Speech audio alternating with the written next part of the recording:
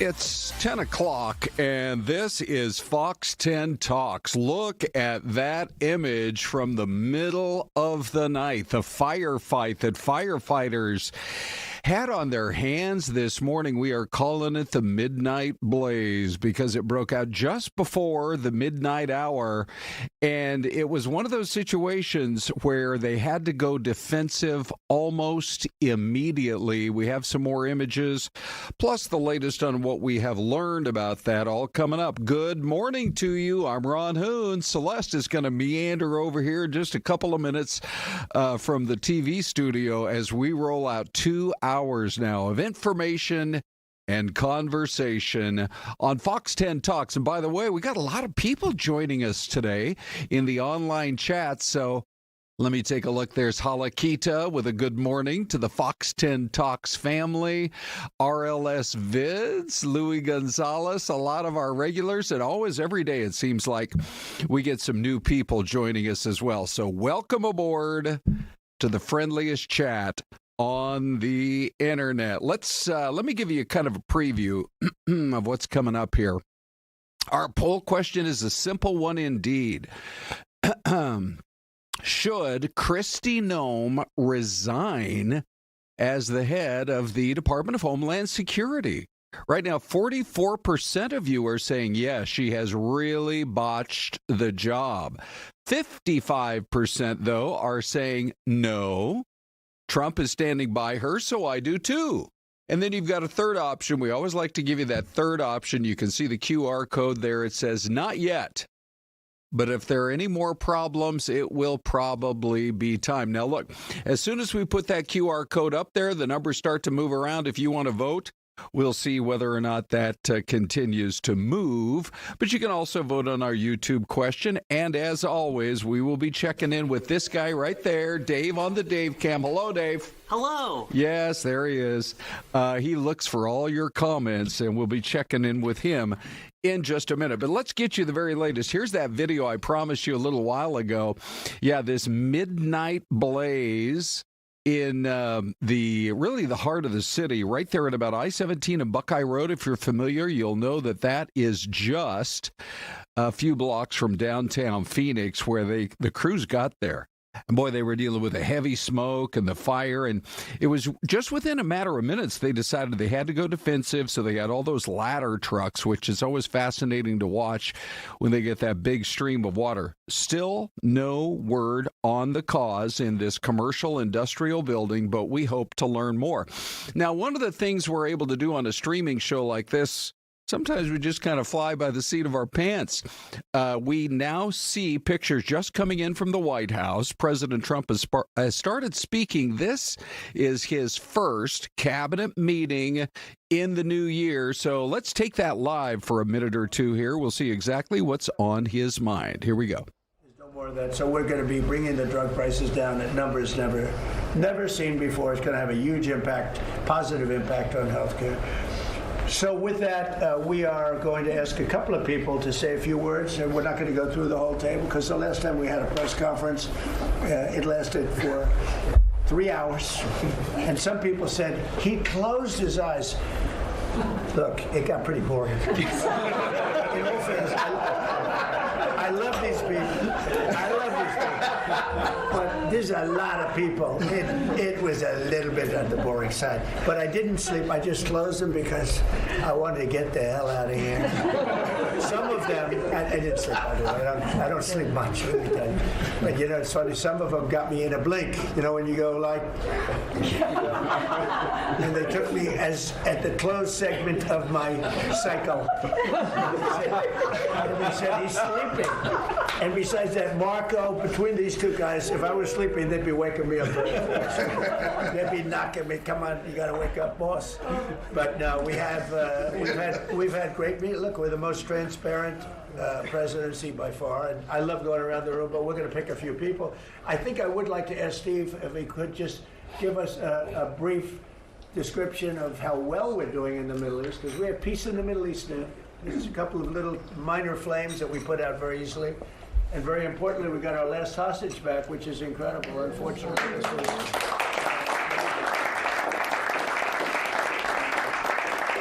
something that nobody said could be done. And I will tell you, Hamas was a big factor in getting all of the hostages back. We were not happy with them, and they had to bring them back, and they found the dead hostages, the bodies of hostages. And those parents wanted their sons back, I think in all cases sons. But they wanted their sons and their family. They wanted their sons back as much as the people that had living hostages, that we got them back too. So we got the 20, but remember, we got hundreds back previous to that. But I always said getting those last 20 back is going to be very tough. And we got them back, and we got all of the bodies back also, which to those parents was just as important as getting back the son that was living. Steve, could you give us a little description, please? Well, your policy of peace through strength, that's what delivered them home. Without that pressure, it never happens. We are in the second phase now. We've stood up for the first time, Mr. President, on your behalf, a technocratic, all Arab government. We've got the terrorists out of there, and they're going to demilitarize. They will, because they have no choice. So we expect that. Pardon me? And now we want to get Hamas no guns, right? Right, they're going to give it up. They're going to give up the AK-47s. There's a good chance we're going to get that. A lot of people said they'll never disarm. Looks like they're going to disarm. And they did help us with those bodies, getting them back. But, and that family is so grateful to you. They called, I spoke to them, Jared spoke to them. You know, it's an amazing story. He broke his shoulder, but he went out there because he didn't want his friends to fight alone. He would be alive today but for that. He had no reason to go out with a broken shoulder, and he went out and fought them courageously. And died. That's right. It's a great story, and the parents are great. They were the only ones who didn't, they came back pretty rapidly, actually, considering that we had get some back initially with the initial group. After that, we had to get a lot. That's a tough job. That's a nasty job, too. Who would want that one? That's a nasty job. And between Israel and Hamas working together, if you can believe it, they got them back. And we got the last one back yesterday, and the parents are so happy. It's amazing, actually, how... We sent a message to the parents on your behalf, as you suggested, and they were so grateful. I guess grateful to me is a much better word, because it's hard to be happy, but they were, actually. I mean, they couldn't believe that they had their baby boy. The mother said, my baby boy back. It's a very terrible thing. Steve, Russia, Ukraine, we're making a lot of progress. Could you explain that? The Ukrainians actually said that we've made more progress since Geneva than they've seen in the last 4 years of that conflict.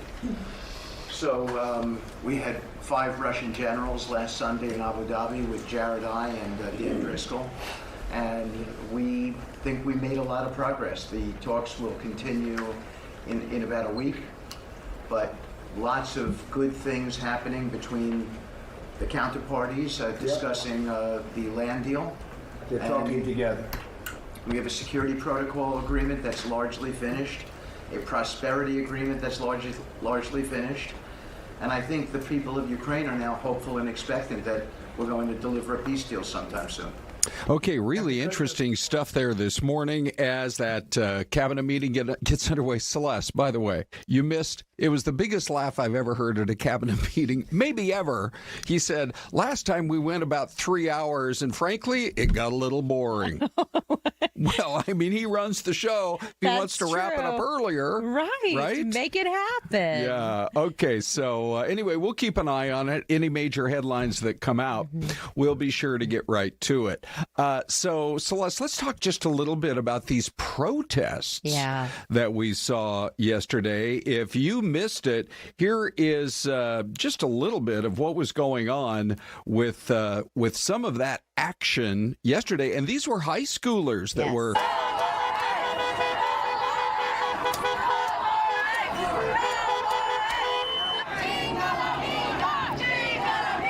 Okay, so we have been seeing plenty of protests. Look at this. You can hear some of the enthusiasm on the part of these protesters. They walked out of high schools across the valley and came into downtown Phoenix demonstrating against these immigration enforcement policies. They're saying that it was having too much of an impact on their communities. That was at about 7th Street and McDowell near downtown Phoenix. And then I'm going to just roll this next video for you because we flew Sky Fox overhead at the state capitol, and they basically marched from right in the heart of downtown into the state capitol complex. And we're getting some reports that there may be more of that happening today.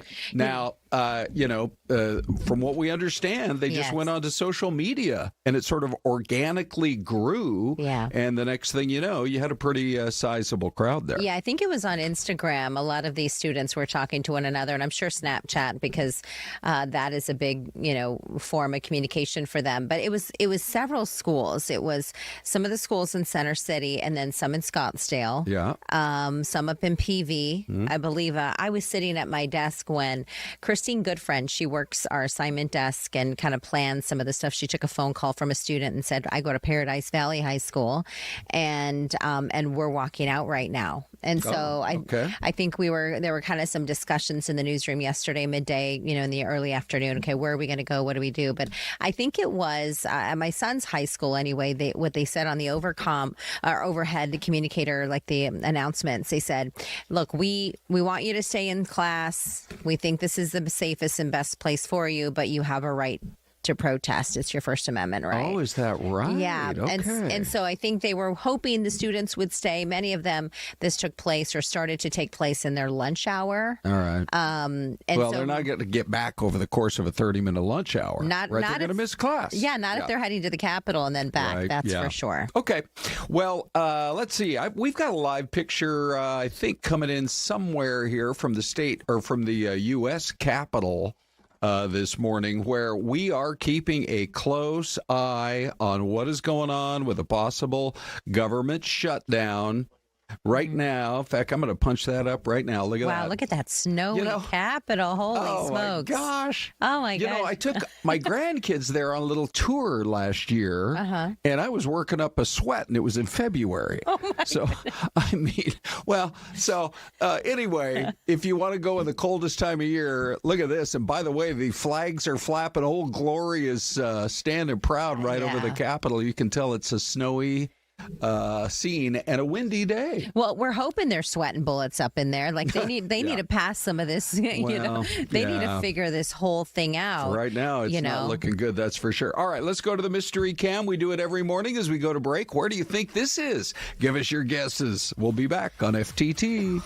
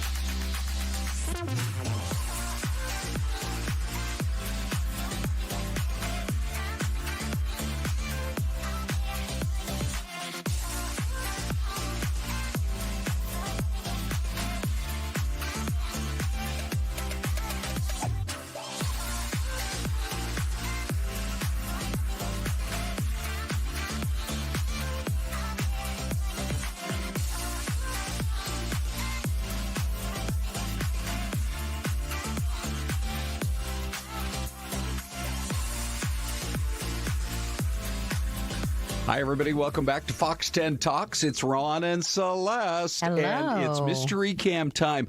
We've been talking about this for the last couple of minutes in the break, and we've already sort of kind of locked in our answers here, Syleste. What do you think? I'm going to go with Idaho. Okay. And I'm going to go, I saw that.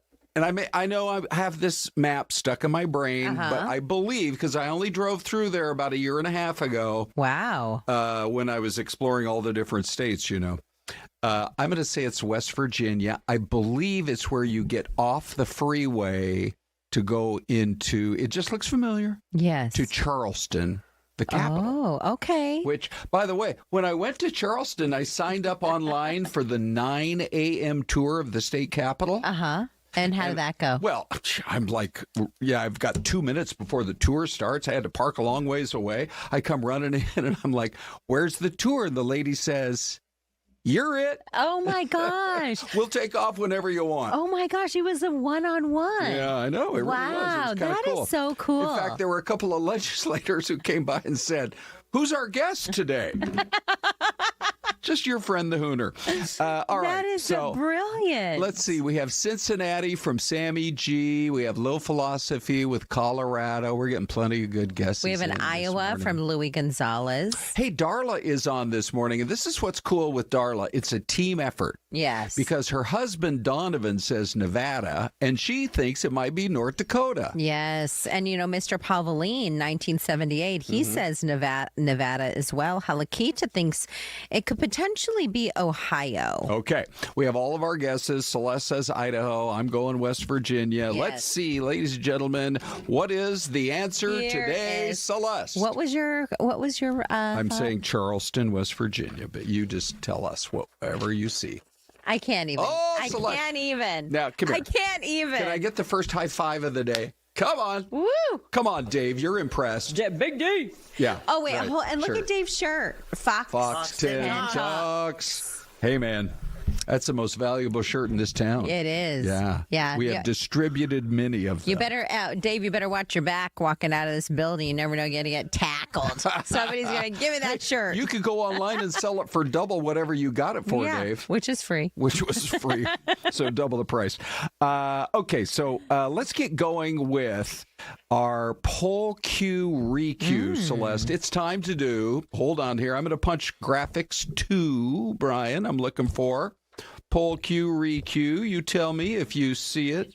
All right, graphics 2, nope. Oh, there we go. All right. Sometimes I got to punch that button 3 or 4 times, Syleste. All right. So we do the poll Q req on days when the topic was really hot, getting a lot of chat. Yes. And so this is a great opportunity to talk about exactly what was going on in yesterday's poll. So let's see. We're going to punch up the that next graphic for you.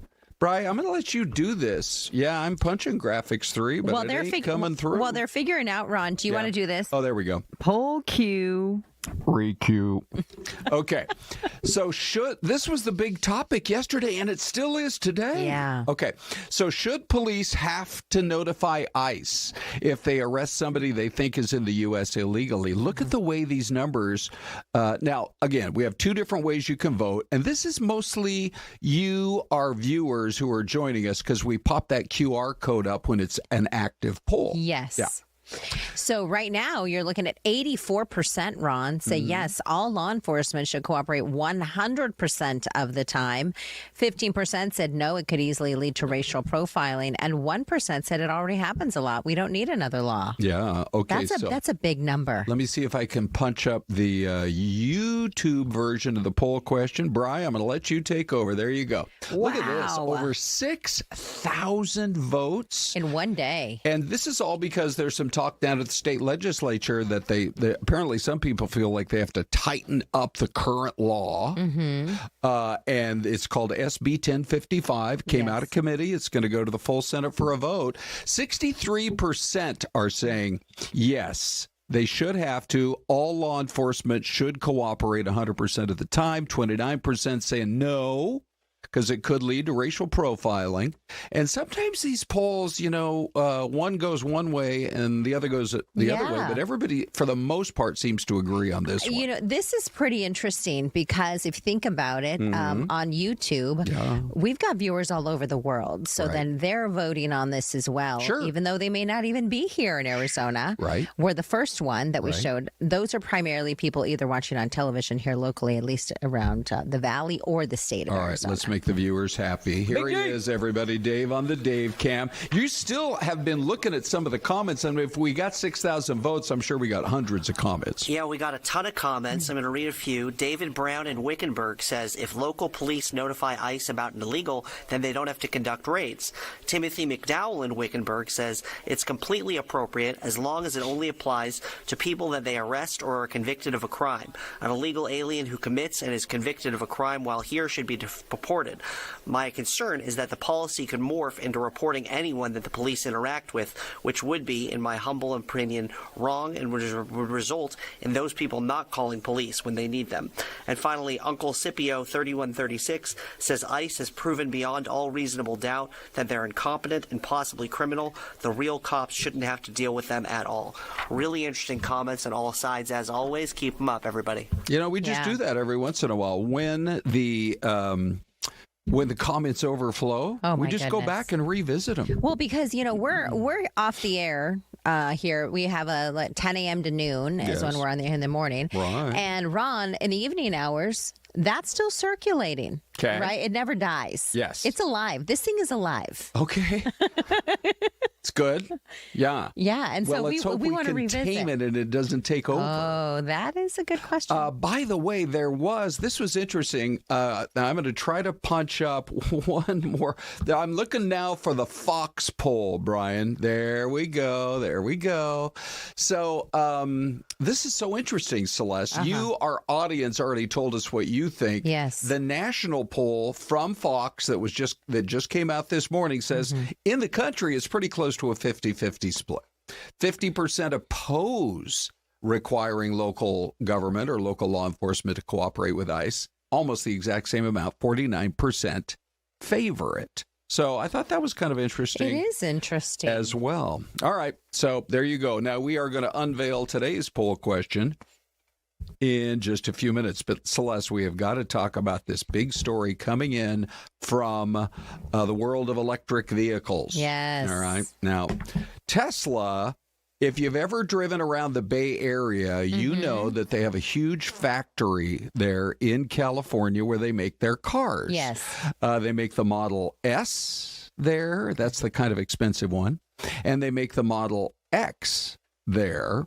But I can tell you this. They have announced they are now going to quit making cars at that factory and start making robots. And so they're still producing cars somewhere else, though? Yeah, for sure. It's just that location, right? They're kind of going to refocus. And maybe that is where you have a lot of the big, I don't know, that's like the brainchild for the machinery. And so maybe he needs Elon Musk, those people now to focus on this new part of the company. Yeah. Well, I mean, it's obviously a major shift for them. They've now lost the crown as the number one company in the world for EVs. They lost out to a company called BYD in China. And I was over there in China. That was like 6-7 years ago. Are they everywhere, those things? They are everywhere, but they sell them for so cheap. Well, and they probably have the the infrastructure to power those cars. Yeah. I rented an electric car, a Kia, by accident for the first time.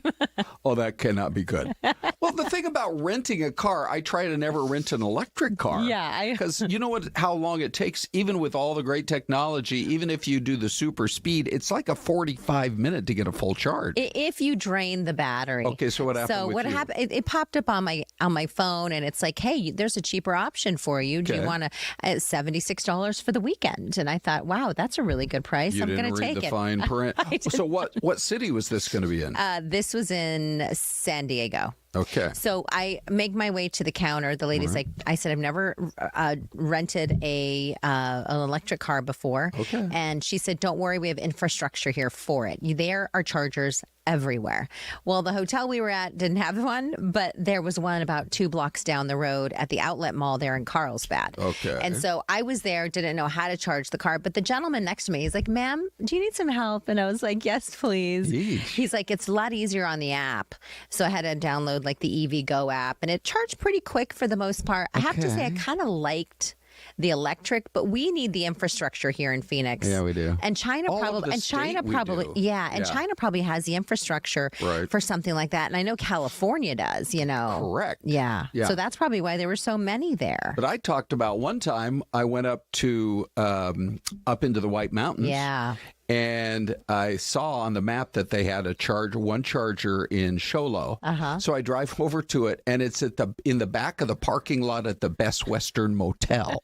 And it's not a supercharger. Oh, and it was, I think I sat there for an hour and paid $25. And I got maybe, I don't know, 20, 25 miles. Yeah, they got to do better. They have to do better. Yes. Okay. Now, are you on board, Syleste, or are you not on board? And my question is, who would not be on board with this proposal that we just started reporting about this morning? There's a lawmaker up in Washington State who says he's putting a new bill together, introduced it there, that would shorten, at least in that state, the standard work week from 40 to 32 hours. That's crazy. Yeah. I mean, that's what, I guess if you're in nursing, isn't 32 hours full time, or maybe for firefighters. So what's his argument in favor? Why do we want to do something like this? Well, so he says that Americans work more hours than other countries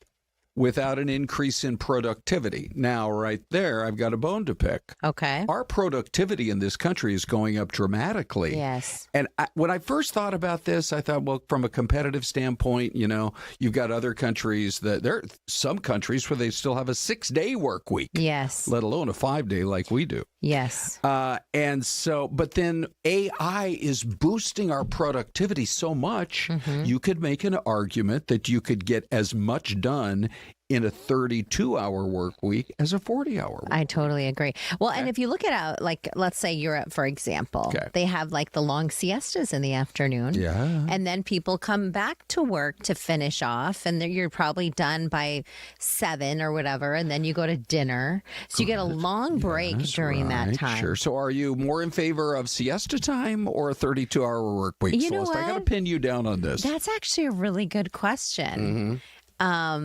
I might go with the 32 work week. Okay. I might go with that. All right. Because that would be 3 12s. Oh, is that what it would be? Hey, welcome to Fox 10 Talks. 3 days a week. 12 not 4, hours. not 5. 12 hours all day long. All right. Let's take a break. We'll be back with a lot more in 2 minutes here on Fox 10 Talks.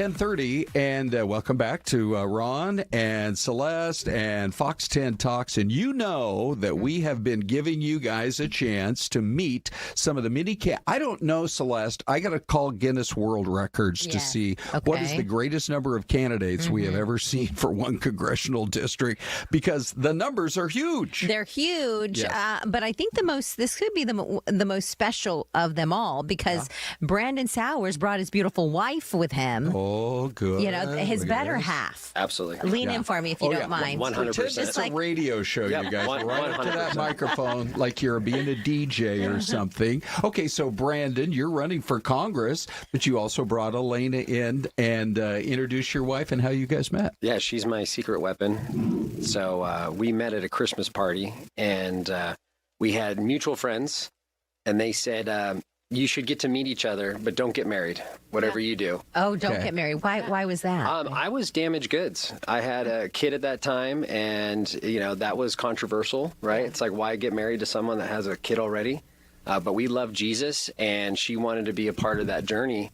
And I think that was like a challenge. Like, what if I choose Brandon, and therefore I choose this adventure with God? Oh, that's awesome. What a great story. Let me ask you then, Elena, because we're actually going to do a segment later on the show this morning. Yes. It was National Spouses Day just the other day. Wow. We're going to reveal, Syleste and I are both going to reveal, finally, after all these years, what is the path to a highly happy and successful marriage. But how would you answer that question? I would say it's very important to have God first, and as a woman, it's important for you need to love yourself, and you need to know that God loves you, and from that love, you can support your husband, and you can do things boldly, and go from there. Don't look for your husband to make you happy, but ultimately, he should strive to make you happy. Yes, he should. But there's Wise a strong words. but there. Wise words. When he came to you, or what was it? I mean, it seems as though you have a very close relationship. So he comes to you and he says, I think I want to run for office. And you say... Yeah, I was very nervous. I needed time to think about it. We have a history of doing crazy things for God. Not for God, with God. We have just a history of saying yes to so many things. We've owned multiple businesses. We opened like a store at downtown Disney. We've had like multi-million-dollar clothing print shop, e-commerce businesses, now, fintech. And so we just say yes to crazy things. And this felt like another opportunity where I kind of roll my eyes and I'm like, ultimately, I don't want to do it, but... if our history proves, if history proves anything, we can say yes, and we know God will have our back. So. All right, Brandon, let's get right down to the campaign issues. What, in your mind, what are 2 or 3 or 4 different things that if you are elected, you can accomplish for the people of Congressional District 1? Wow.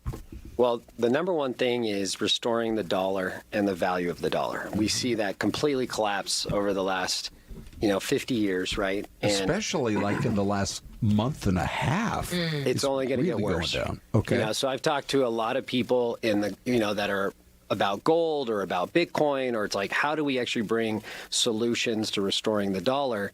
And I even am helping develop a quantum-proof Bitcoin. So the goal is to get back into sound money. And I want everyone in our district to be able to keep their wealth for the next generation. And that starts with restoring the dollar. Does it also involve tax policy? 100%. I think when it comes down to taxes, we know that family first, families and the communities have a better chance at really making a difference rather than government. I think the smaller the government, the better. So I think taxes and tax incentives should really help. Why are we getting taxed on our labor, and then we're getting taxed because of inflation? I think it's completely robbery. There's a lot, I think, that families have to deal with, finding a job, putting food on the table. What are your thoughts on helping Arizonans feed their families? Well, I think we're in the most incredible, revolution when it comes to technology. I remember teaching my grandma about Google, right? How to use Google, and then Facebook.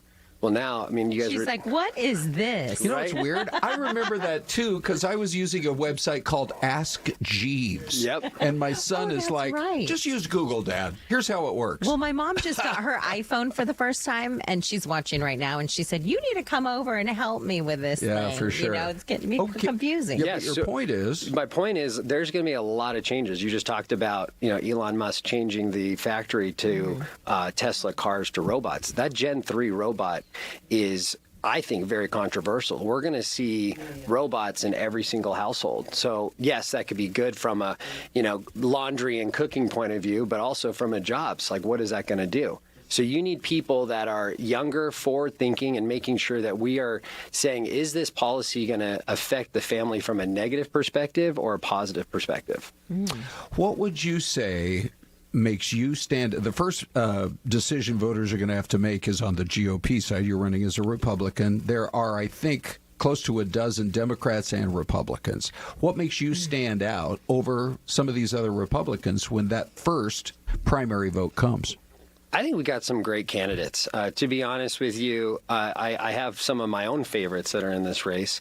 And for me, what I want to do is I just want to get my name out and really understand what everyone else's needs are and how can I serve CD1 as best as I can in this race or in the race in the future. So for me, I'm the youngest that's running, and I have 4 kids, very tech forward. So I believe, just kind of like what Trinity Church and Mark Driscoll says, is we need more fathers in Congress and we need less government. So I think I bring something very, very unique. I built my own campaign software.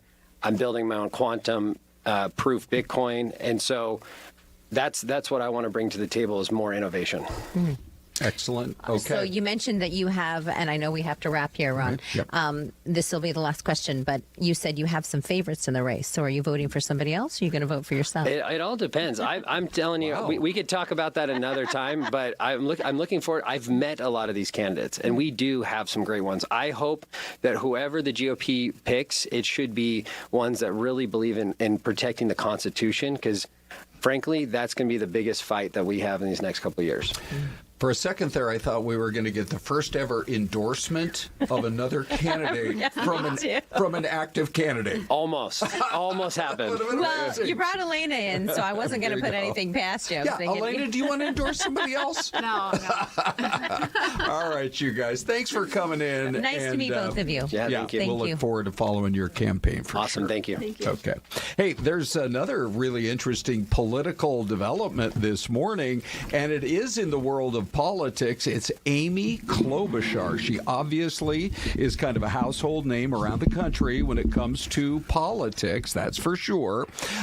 She ran for president, and at least in those first few primaries, she got, a fair number of votes. But she says now that Tim Walz dropped out, and by the way, he dropped out before all of this happened with Yes. this most recent shooting. That was during all the accusations of fraud that was happening in Minnesota. So he drops out. Now she says she's going to run, and they are apparently looking for as high profile of a Republican to run against her as is possible. So since we're in the world of politics, let's jump into today's poll question. Is it time for Kristi Noem to resign? Yeah, the numbers have moved around some. Yes, she's botched the job, 40%. Almost 60% say no. Look, the president's with her. I'm going to be with her too. 1% say not yet, but I'm keeping a close eye. Celeste, what about on YouTube? Oh, my goodness. In 1 hour, 1.6 thousand votes already. It's a huge number. Okay. 63% of the people voting say yes, she's really botched the job. 32% say no, Trump is standing by her, and I do too. And 4% say not yet, but if there are more problems, it will be time. As soon as you mentioned that, did you see Dave with the cursor? He goes up there and he refreshes. Yes. And we jump from 999 to 1.6. So Yes. we're getting a lot of action on this one. And Dave, what are you seeing in terms of what people are saying to you? Jim Chavone in Cave Creek says she's doing the job she was appointed to do. She was a great governor in South Dakota, and she's a great Department of Homeland Security secretary as well. Barbara Merritt in Kingman says Kristi Noem does not have the work experience, skills, skills or educational background to run the Department of Homeland Security. Best hiring practice of a great leader is to put individuals into leadership roles that are the most qualified to do the job and run a complex operation. She is failing badly at the job because she is just not qualified.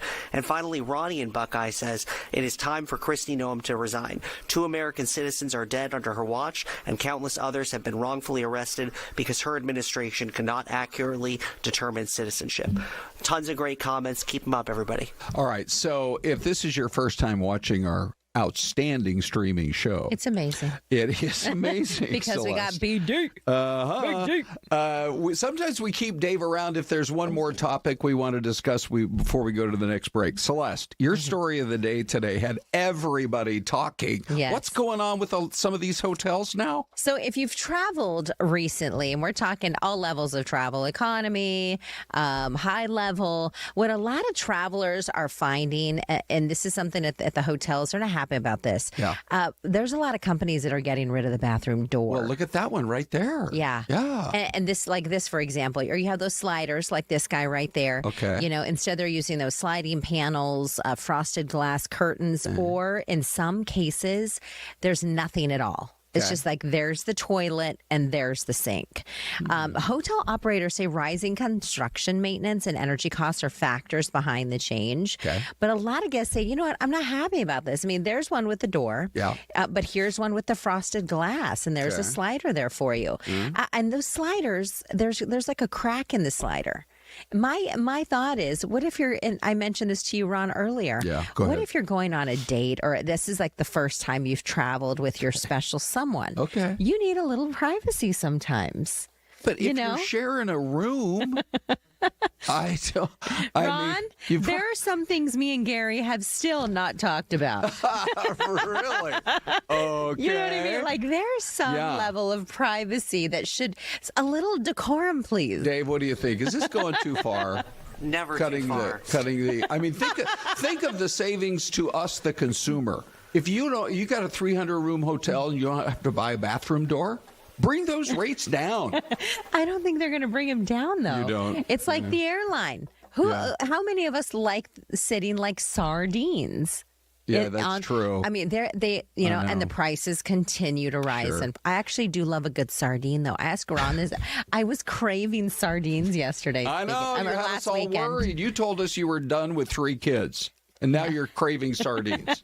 So what are we supposed to do? I might come in preggers. Okay. Well, anyhow, that's the movement now in the hotel world, and you guys can join the chat and talk about it as well. All right. Up next, we finally reveal the real keys to a happy, successful marriage. Yes. National Spouses Day was just the other day, and we're going to be right back with more of Fox 10 Talks.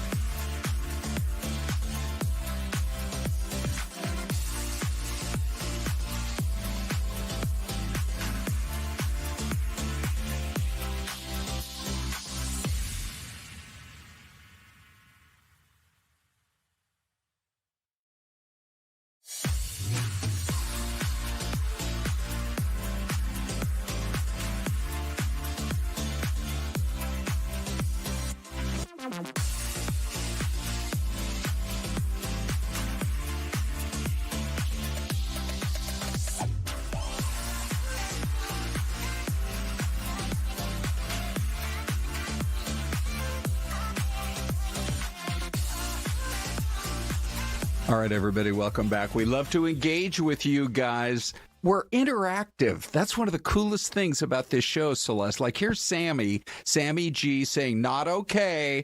It's like the shower door, too. Some Vegas hotels don't have them. It's too cold and too breezy. You don't want to feel a breeze if you're in the shower. No. No, I don't think so. I'm not air drying. That is not, that's not the plan. Mr. Pauline says, that's another thing. Why is the toilet so squished against the walls? Yeah, I know. They're trying to, like, squeeze down these hotel rooms. It's too squishy. Yeah. Yes. Okay, so it is the other day, Celeste and I were, hold on here, deep in a conversation about the fact that it was National Spouses Day. Yes, we were. And that came and went a few days ago, but you were really good about posting about it, and I have finally posted too. I saw it, I liked it, and I put some hearts there on your Instagram post. Oh, thank you, Celeste. Yes. Okay, are you accepting new followers today? Yeah, Hooner Fox 10. Oh, and on the gram.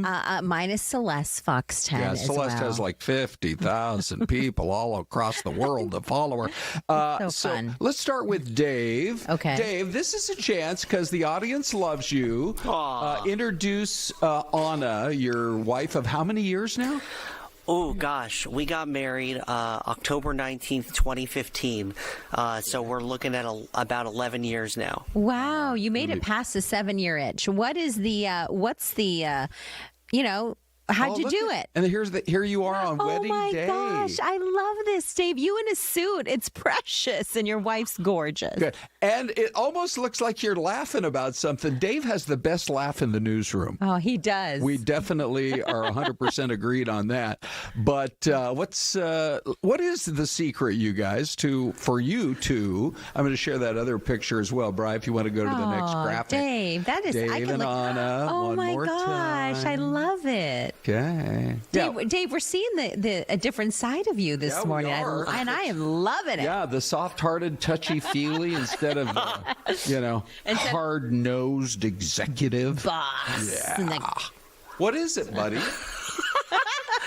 I think you have to go back to me to hear the mic, no? Oh, you can hear me? Oh, perfect. Yeah. I love Anna. I think the biggest thing is just knowing each other's love languages and trying to speak that love language as much as possible. Okay, what's your love language? I got to find out about this. Words of affirmation is mine. Okay. Quality time is hers. Oh, look at you. Cool. All right. What's your love language, Ron? Watching. Now, this is going to sound weird to you guys, but I grew up in a household where we watched a lot of football. Renee grew up in a household where they never watched any sports. In fact, when I was dating her, I'm like, where's all your TVs? And they had one little 19-inch Sony down in the basement. Oh, wow. Like, well, what about football season? So she never watched football. Now she loves football. And we love nothing more than cozying up on the couch with like a big bowl of popcorn and watching the Huskies play or the Sun Devils or whoever. We totally dig watching football games together. So your love language is football watching. You know that's not in the list. Is that not a love language? Who made the list? Celeste. Okay, let me read the 5 love languages. Oh, here we go. Acts All right, of guys, service. prepare yourself. Go ahead. Acts of service. Okay. Receiving gifts. Yes, sure. Quality time. Yeah. Well, that's words. Quality. Yeah, it is. Okay. I think that's where it fits. Right. Words of affirmation and physical touch. Okay. So those are the 5 love languages. Well. So yours would be quality time, probably. I would say so. Yeah. That's good. All right. So anyway, let's go Dave, to... I just have to say kudos. That's some beautiful photos of you and your Yeah, that was really, really great, Dave. Thank you. That. All right, I'm going to punch up, these graphics today. Believe me, we're getting a new graphics machine. Celeste, is this you guys still in your dating years? This was when I think we had just gotten married. I think, because I'm seeing the ring on Gary's finger. Oh, put a ring on it. And I'm the only one who's married, so I don't date married men, by the way, either. Oh, that's a good policy, Celeste. That's worked well for you over the years. How did Gary propose to you? Okay, this is actually kind of a deep question. He proposed twice. Yeah. And I don't know. I haven't had time to go into this story because when we're on the air, we don't have the time. It's a 2-hour show. Take all you want. He proposed twice because we were married once, or not married. And he proposed once. Okay, and you said no? And he broke up with me. After you said yes? Yes. I The know. old cold feet syndrome. Yeah. It was not Wow. good. But then he came back around. He came back around. I had changed my cell phone number the day after he broke up with me. Yeah, you did. And I completely cut ties. Yeah. And make a long story short, he kind of chased me down. I said no. And and then eventually I agreed to have a meet with him because I was like, you have to leave me alone. Yeah. He was You're like, too wishy-washy. Yeah. And so I did some growing up. He did some growing up over the year that we were apart. Okay. And so the first time he proposed was in Hawaii at our favorite spot in Kauai on Poipu Beach. And if any of you with us this morning have been there, it's the most beautiful, quiet space. Okay. The second time was up on South Mountain. We had purchased this land. We were going to build a home right next to my parents. Oh, He's a pilot. My husband's a pilot. Okay. Not for as a job, but as a hobby. And on this property on South Mountain, they have an private airstrip. And so we had purchased it. My parents live right nearby. Beautiful view. And he proposed the second time with my father's help there. Oh, that's the way to make it. And that's so that's how that you sealed the guarantee a deal. yes. Bring Dad into the whole afternoon. Yes, and then we were engaged for 3 months and just sealed the deal. We're like, okay, no cold feet. Bri, will you pop up that second picture of Gary and Celeste? Here we go. That first one was great. That's when we had just gotten married afterwards. Okay, I'm going to try. Here, I think this might... yes. Look at you guys hiking. And so we Is that Zion? It is Zion, yes. Yeah. So I think I'm with Dave on the love languages thing. I also think that one of the things that has kept us, I just figured this out. It'll be 20 years in June. Wow. That we've been married. Good for you guys. And I think the secret for us is not just the love languages or the weekly date nights, but or even like a walk to the coffee shop. I feel like that is enough. Yeah, right. If you're on a budget. There were times in our marriage where we're on budgets. Sure. But adventure. Oh, for If sure. you are, whether it's hiking or walks or whatever, if you're seeking adventure together and you're growing together and learning together, at least I learned to ski with him. I learned to wake surf with him. I learned to hike Zion with him. There's a lot of things that we've done together. Yeah.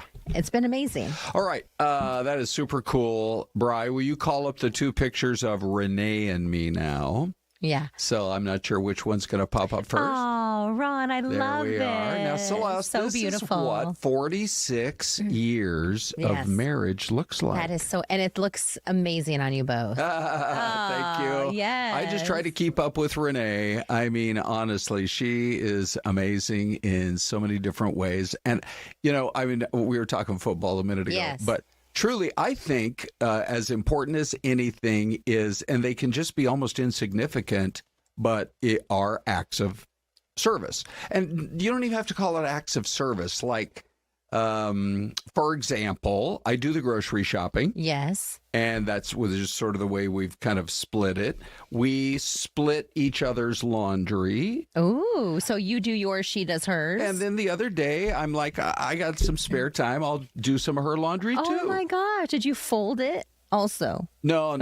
They're still in a big pile in the corner. No, of course I did. Oh, that's so sweet, Ron. But now there's one other piece of advice, and Bri, you can go ahead and roll this next shot here, which is, guys, marry somebody who is up for not always when it's time to go out and grab a bite somewhere. Yes. You don't have to go to a fancy No, restaurant. it could be anywhere. That is a fish and chips place in Seattle that we both have loved since our dating days, and it's called Ivar's Fish and Chips. And those are some of the best fish and chips you'll ever have in your life. Oh. And we were up there for our anniversary weekend. We went to go see my Aunt Jessie, just turned 92. And then I said, let's go grab a bite. And she said, let's go to Ivar's. And I'm like, yeah, we're in and out for like so amazing. $17. It's so great. Yeah. Oh, So- and that their tartar's and I have to say, I'm looking at Yeah. her.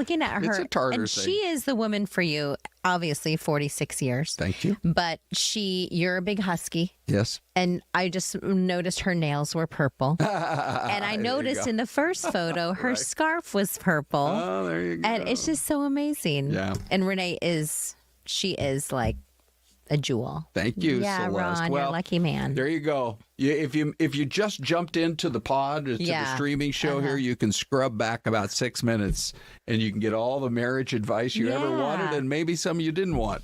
Celeste, we almost have to wrap it up here. So let's do this. I'm going to go to our last story. Okay. One of the things here on our streaming show, we kind of go by, with the seat of our pants. We do. Or seat of our dress. If there's only time for one last story, I really wanted to get into this with you, which is this. Ready? I'm going to roll this video. Okay. Okay, so we all know that Travis Kelce proposed to Taylor Swift. Another couple, Ron. Actually, yes. If we ever get them on the show, we'll ask them what's the secret. And what's their love language. Yes, exactly. But one of the biggest names in the NFL has announced he's going to be playing at the WM Phoenix Open. Yep, Travis Kelce is going to be out here next week for the Pro-Am, which honestly is about as big a thing as the actual tournament. I mean, they get tens and tens of thousands of people out just for Pro-Am Day. Well, and because you have obviously the pro golfers out there, but you have people like Travis Kelce out there, a lot of celebrities. Larry Fitzgerald's going to be out there golfing. I think, though, a lot of people now with this big announcement, and I'm sure this is what the Thunderbirds may have been going for, is she going to make an appearance now? We have the best weather in the country in the Valley right now. Do you think? I think she would stay away from the golf tournament. She obviously will come out here, I think, if they're going to, be out here for close to a week.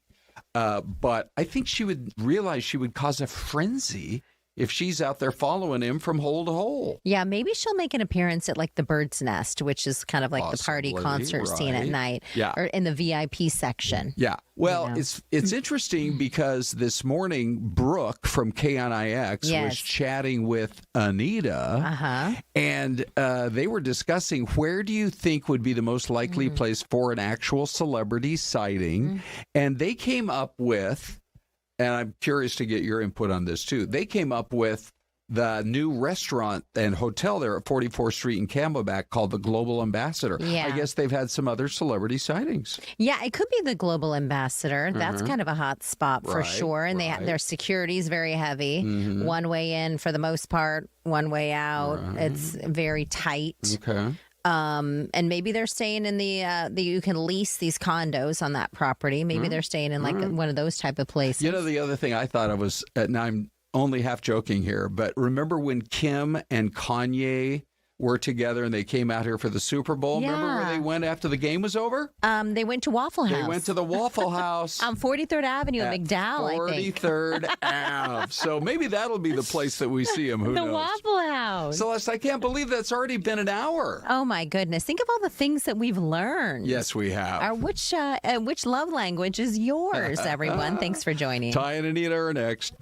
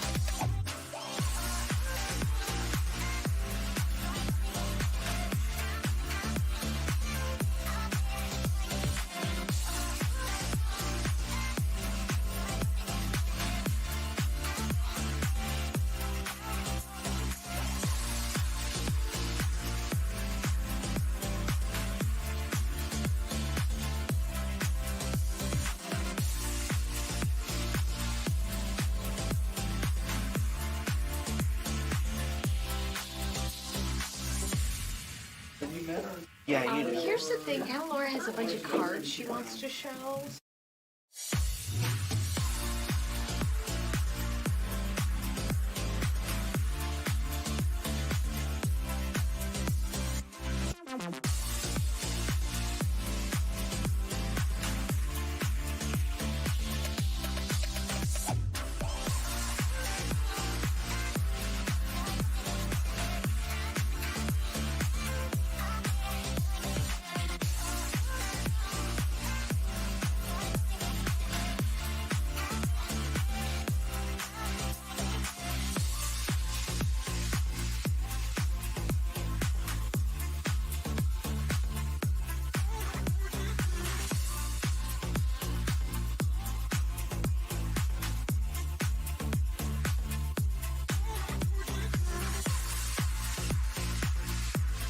Hi. Welcome on in. We're going to keep things rolling here on Fox 10 Talks now at 11.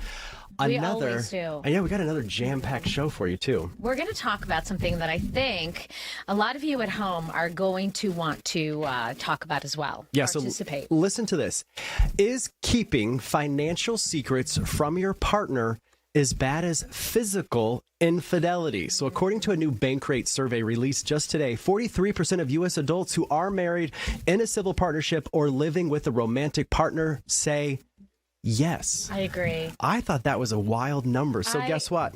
We're going to talk about it with the experts. We sure are. We've got Ted from Bankrate. You've been on the show before, Ted. It's great to see you again. Welcome back. Good to be here. Thanks for having me. Okay, this is absolutely fascinating, and perhaps you're going to break it down by how long you've been together, whether you're married, whether you're dating, if you live together. Do you share bank accounts? But I say it's a no-no. I mean, finances are very, very important.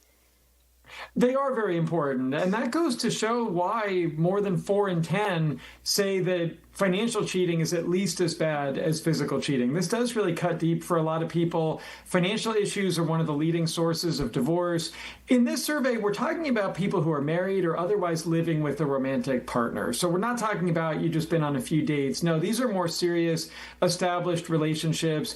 I would argue that communication is really the key here. Not that you need to share everything or combine everything, but you do need to share the big stuff. When people are keeping secret debt, secret savings, secret spending, that can really undermine trust and the relationship and your financial well-being. Some people are practicing this yours, mine, and ours thing where they combine some of their money, they keep some separate. If you agree on the parameters, that can actually be a great fix. Like if you and your partner each get a certain amount of money that's yours and yours alone, or you can spend up to $50, no questions asked. Whatever the parameters are, just agree on the front end. Yeah, we're already getting some comments from some of the folks here in the chat. Someone says, I'm confused. When your money is your money, ? So I think that goes to this point of communication within the relationship when it comes to finances. Or not disclosing what you're spending your money on. Exactly. Yeah. And again, not that you need to combine everything. We are seeing more couples, especially young adults, keeping at least some of their money separate, but you do need to agree on that structure. So maybe it is yours, mine, and ours, where you have a joint account for joint bills like housing and groceries and other things. And then maybe you each have a little fun money on the side. Or some people even keep it totally separate, but you've got to figure something out that works for you. Like, how are you sharing all these joint expenses? Even if you want independence within the relationship, you do have a lot of bills in common. I would also try to reframe this as far as what are we working towards in the future? So it's not so much a budget as a way to deny yourself and say, well, we can't buy this, we can't buy that. What are you working towards? Do you want to buy a house in the next few years? Do you want to help send your kids to college? Do you want to take a really great vacation? Renovate your kitchen? I mean, whatever you're working towards, try to frame the budget in that context and run towards something, not away from it. Sure. What if you're a household that doesn't budget? I mean, do we have people who do that? And, you know, they make sure the bills are paid. And then, you know, if you want to buy a pair of shoes, you buy a pair of shoes. If you want to go out to dinner, you go out to dinner. Ted, I think she's speaking from experience here. If you want to buy a pair of shoes. I am cheap. I'm going to tell you, I am cheap. So we, like, for example, at our house, though, we have separate accounts, and then we have one account where we both put in the money to pay the bills out of. But we just save. We're not necessarily budgeters, but we're savers. What works well for a lot of people is to save on the front end, like before you've had a chance to spend the money. So my recommendation would be set up an automatic transfer every payday that goes into a dedicated savings account. That could be emergency savings. That could be future goals like a vacation or home renovations or something. Make sure you're saving up front, similar to what people do with retirement plans. Part of why that works is the money comes out of your paycheck every 2 weeks and then it goes into the 401k. You don't need to remember every time to do it. All too often, if people try to save whatever's left over at the end of the month, there's nothing left over. So it often makes sense to be intentional about it, but make sure to build some fun into the budget. And you don't want it to just be all work and no play. Also, make sure that everybody has some independence there. It could be for hobbies or gifts or entertainment. You know, even if there's only one member of the household working, it does make sense to each have have some money that you can call yours and yours alone, but you do need to agree on that structure in advance. Yeah. Sammy G 4145 says nobody should have a shared bank account unless it's just for bills and play. Otherwise, have separate accounts. And she says it might feel like it's one-sided, but if one person is the breadwinner, feels jealous because they can't afford the same things. That does get to a key concern for a lot of people, which is either I work hard for my money, I should be able to do what I want, or I'm contributing to the household in other ways, and even if I don't have a paycheck, I should have some spending money. There's truth to all this, but you need to figure out where to draw the line in your individual relationship. I mean, for some people, maybe spending $50, no questions asked, is a good threshold. Maybe for some people it's higher or lower, or maybe you pick a certain amount, like you each have a few $100s a month, or maybe it's more, maybe it's less. The key here is communication and just figuring out something that works for you. We do see quite a range. We see a lot of older people are more likely to combine everything. Younger people are more likely to have some separation. But figure out what works for you. If you don't figure it out, problems are probably going to pop up where there's going to be some resentment, there's going to be some hurt feelings. The secret can take on a life of its own. It's better to be transparent. There you go. Communication is key. Yes, it is. In every aspect of life. Thank you. Ted, it was great to see you again. We love when you come out with these surveys because we love digging into the numbers. So this is pretty interesting. Thank you. For sure. Thanks for having me on. Yeah. All right, come back anytime. Very good. Will do. Thanks. All right. See you, Ted. Thank you. Switching gears, senior citizens, a wonderful part of our population. Yes, and indeed. Many of them, unfortunately, live alone or don't maybe have family around. So Senior Helpers created this fantastic initiative a couple of years ago. This is Analaura. Hi, good morning. Good morning. We met a couple of years ago when she called and she said, help us get the word out. You make Valentines for senior citizens. Yes, so we initiated this 4 years ago.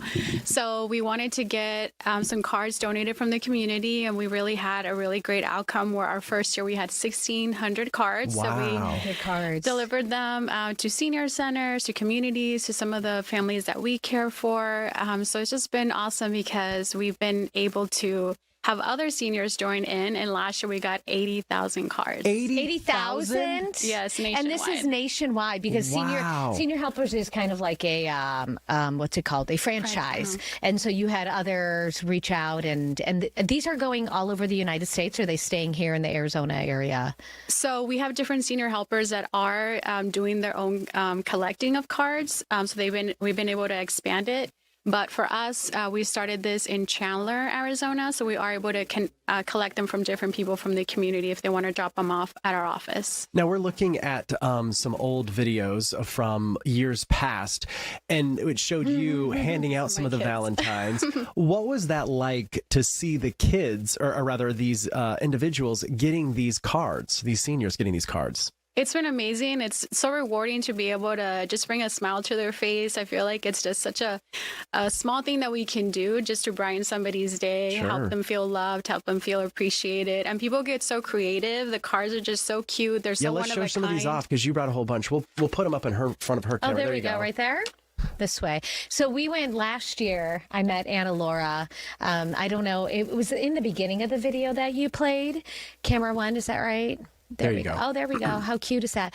We went and to one of the ladies, and we dropped off some cards and flowers, and she was so surprised and so happy, like almost. And she has family here, but just that one little extra Valentine. Exactly. I mean, she had been married for 50 years, and unfortunately, her spouse passed. So we're able to just give her just something extra, just to feel valued, and our caregiver is able to keep her, some companionship so that she feels like she has somebody around that can help her and also, just make her feel valued. Yeah. Where did this idea come from? Because I think it's a great idea. So I think it just came out of it's something truly that came from the heart. Sure. I mean, just something that we can do that doesn't take, it doesn't cost like a lot of money to be able to do something like this. You can do a craft with your kids. So I just thought, like, what can we do to just make a difference? And it's something that started very small, and it's grown to be a very big initiative. So and it's we love it. Like, you can do this at home with the kids.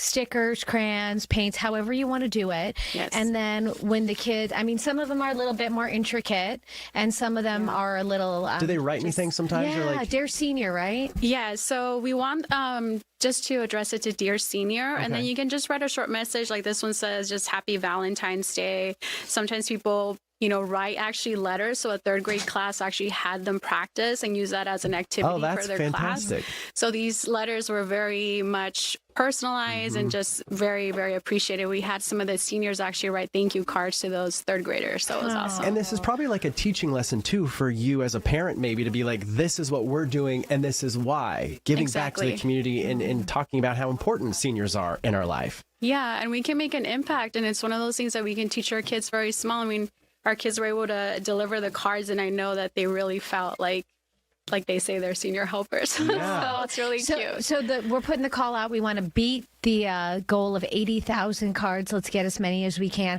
What should people do? How do they get the cards to you? Sure. So they can deliver it to senior helpers. We have different locations throughout the area. Our office is located in Chandler. We also have one in Tempe, so they can stop by and drop them off. And then if they can drop them off probably by next Wednesday, because we will be delivering them throughout the week. And yeah, just address them to Dear Senior and just put, a short, kind little message, and it really goes a long way. It does. Do you want to show off some of these? We've got about another, couple minutes here to show off just a couple of these, because some of them get pretty creative. Look at this one. This is a butterfly that you can open. Oh, look at that one. Oh, that's so cute. What's this one? Anita's got one. Hold on, let me. Oh, this is open, so there's instructions. And then you open this one. Oh, it's got a nice note. Valentine, you're out of sight. Just for you, I made this kite. Oh my gosh, That's what I mean. We got a regular Dr. Seuss over here. That's adorable. I love that. Yeah, these are all fantastic. So it can just be fun, easy, simple. Markers, pens. You don't really poems. You don't have, like you said, have to spend a lot of money. Exactly. You just can do your own spin. You can get very creative, and everybody does their own thing. So it really is awesome to be able to hand these out, because I get to see how creative people get and just, like you said, like somebody wrote a little poem. Like, it's just awesome to be able to see how this really brings people together and inspires them to do something kind for seniors. We have about 10 seconds. What's your address so people can either drop off or send? Sure. So our address is 604 West Warner Road, Suite B2, and that's in Chandler, Arizona. So we'll put that. They can drop it off. That would be great. Thanks. Thank you. Happy Valentine's Day. Happy Valentine's Day. Thanks Happy for coming. It was nice to meet you. Thanks for having me. All right, we're going to take a quick break. We'll be right back.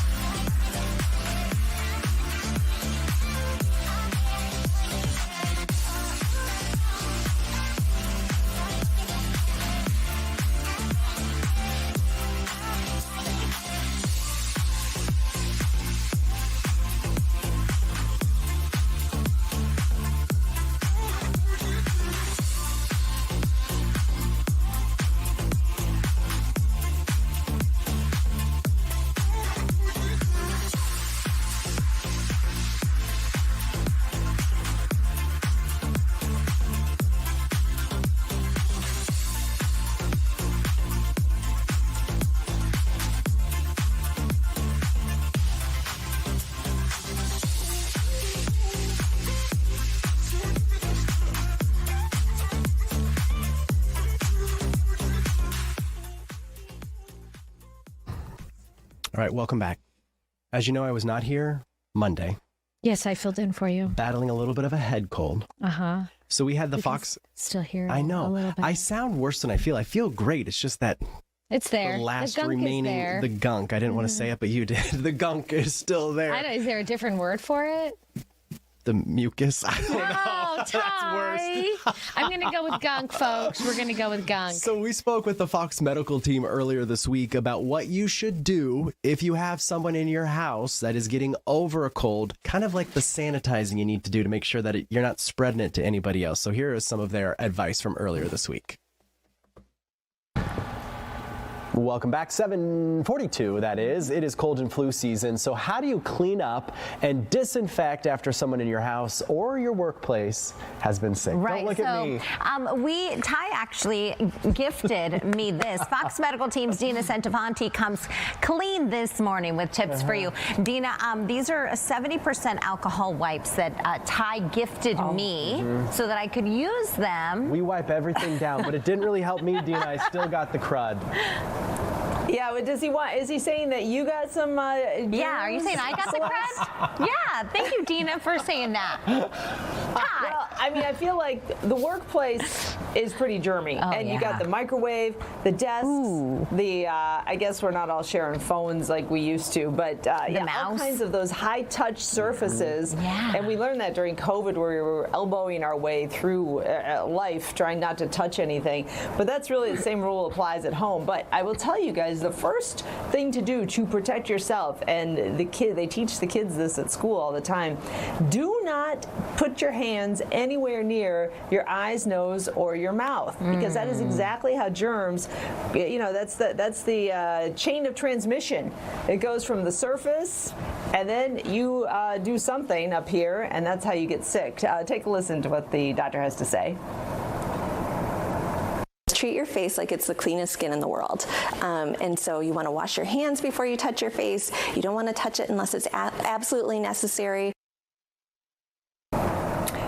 Yeah, so important, especially when you're out, you're at the grocery or you're shopping, whatever you're doing, you get busy and you just go to do a little nose scratch and you forget all about that. So you're constantly cleaning those hands with washing them, hand sanitizer before you do anything with your face. And then, of course, you're using your wipes and your sprays, all these things to go over all those surfaces, doorknobs. At home, maybe it's a remote control. Maybe it's your microwave at home. If somebody's been sick, keep in mind the flu virus, it's believed the flu virus can live on a surface for about 24 hours. The cold virus, they're not exactly sure.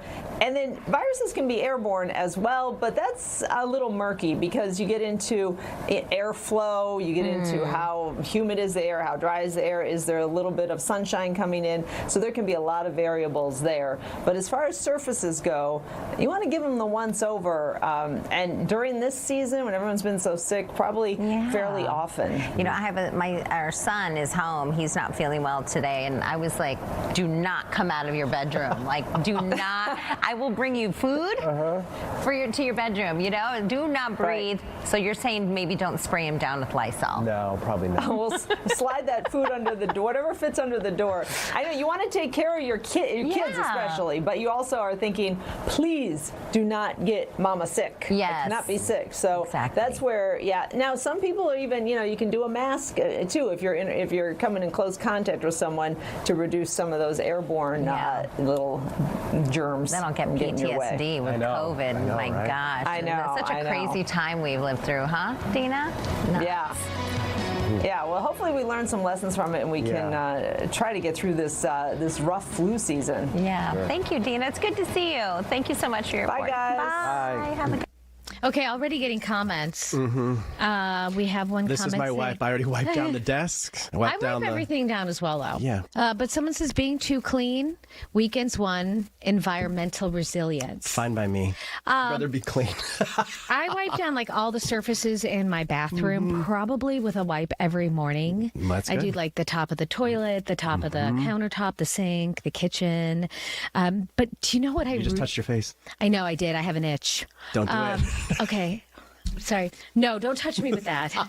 I feel, and I don't know how everyone's going to feel about this, but shaking, I don't like to shake hands. And it's not that like I don't like people, but I feel like that's where all the germs are. I don't know where your hands have been. And then I feel rude because we walk into a room where someone comes in and sits down. It's like, hi, I'm Ty. Nice to meet you. I'm all about the elbow. I know. And so I'm trying to navigate through because before the holidays, I would say, hey, we're about to travel. And so I don't want to get sick. So I'm not shaking hands. But now I don't really know what to say. Well, I think just show the elbow. People will get the hint. Be like, hi. There you go. Yeah. All right, moving on. We got another guest for you guys. I told you this was a jam-packed show, and this one's really interesting. We have Erin Sawyer. She is from Mother's Grace here joining us this morning. Erin, good morning. Thanks for coming in. Good morning. Thanks for having me. Let's start at the very beginning, if we can. Give us a brief rundown of what Mother's Grace is all about, because you guys are a fantastic organization. Sure. Well, Mother's Grace, we're a local Arizona nonprofit, a 501c3. We've been here in the Valley for 17 years.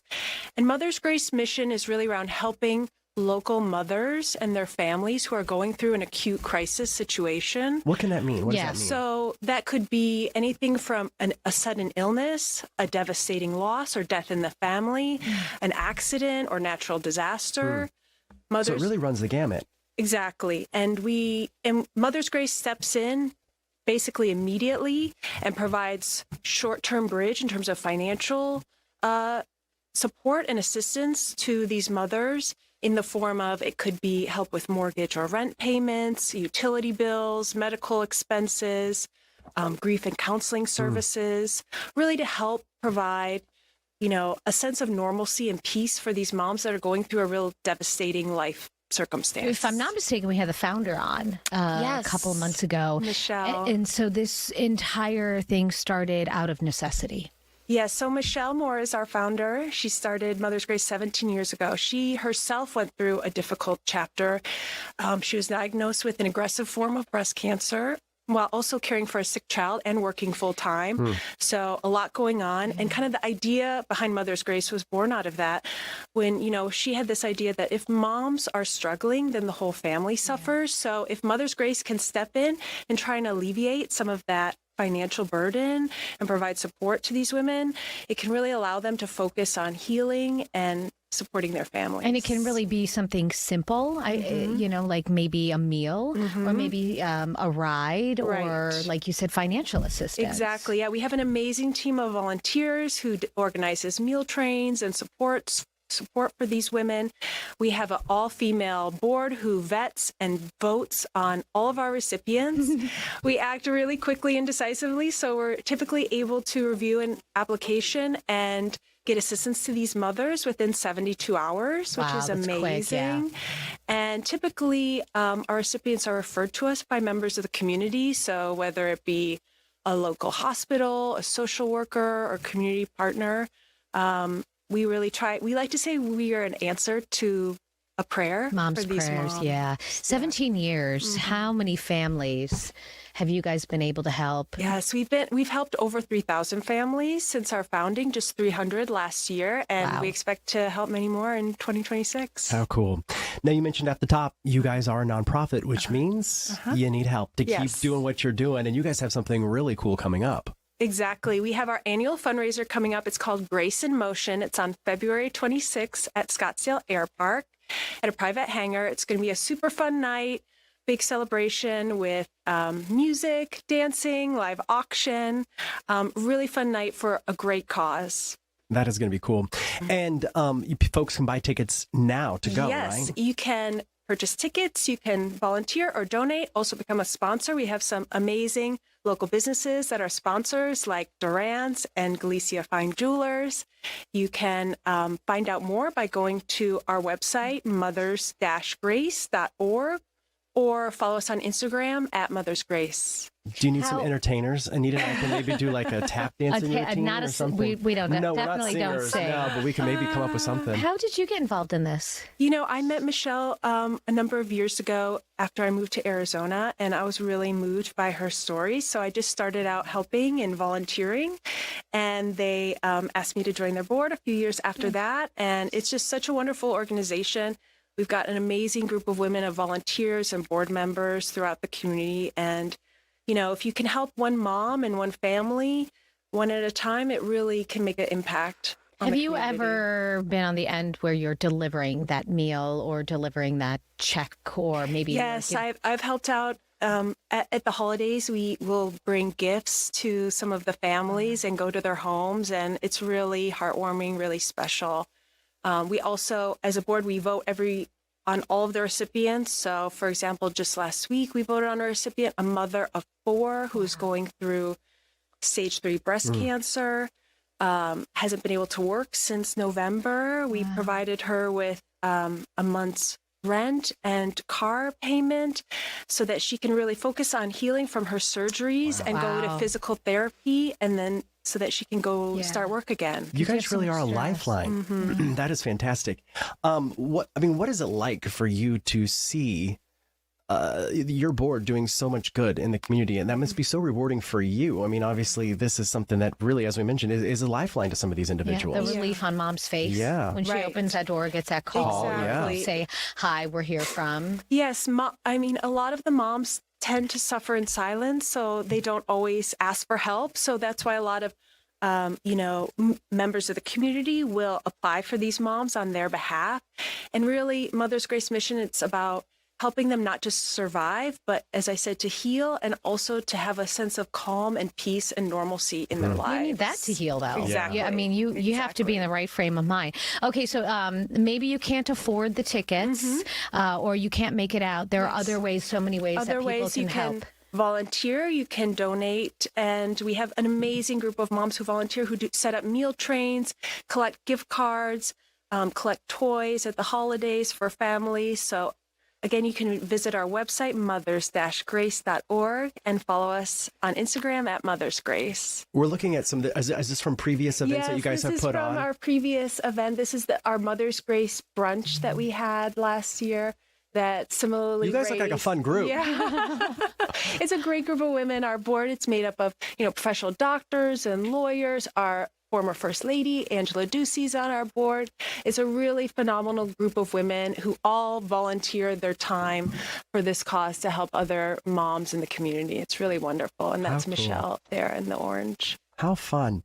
All right, one more time. I think I was trying to get this back because I think it loops around and we have all the information for your big fundraiser. Wonderful. But give us that information one more time if folks out there want to come Mother's hang out Grace with you guys. annual fundraiser. It's called Grace in Motion. It's on February 26th at Scottsdale Air Park. Great. We'll put that information up on our website so people can log in and help out. Thank you so much for what you do. We appreciate it. It was nice to meet you. Thanks for coming in. Thanks. All right, we're going to take a break. And guess what? Ron and Syleste are back. We'll be right back.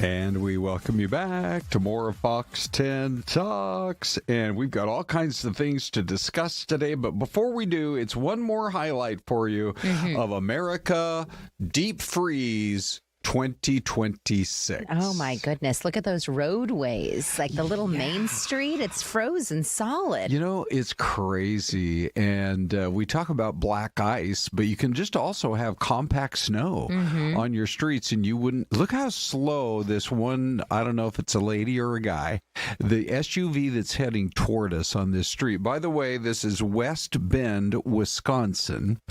And look how slow this person is driving. I mean, Celeste, we're talking like maybe 10 to 15 miles an hour, picking up a little speed right there, buddy. I mean, it could be a teenager.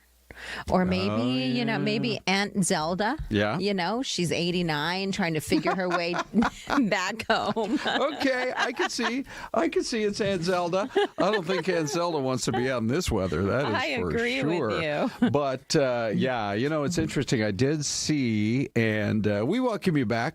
Ty and Anita had a great show. Yes. And now it is time to reintroduce to you. Hello. Syleste Rodriguez. Hi. There Hi, she everyone. is, Hi, Ron. everybody. Hi. Happy to be here. Okay, so anyway, I did see yesterday in D.C. somebody posted, this is like a new thing. You post and you don't give a lot of details. Okay. And all the posts said, it showed a street that hadn't even been plowed, and it said, it's been 3 days.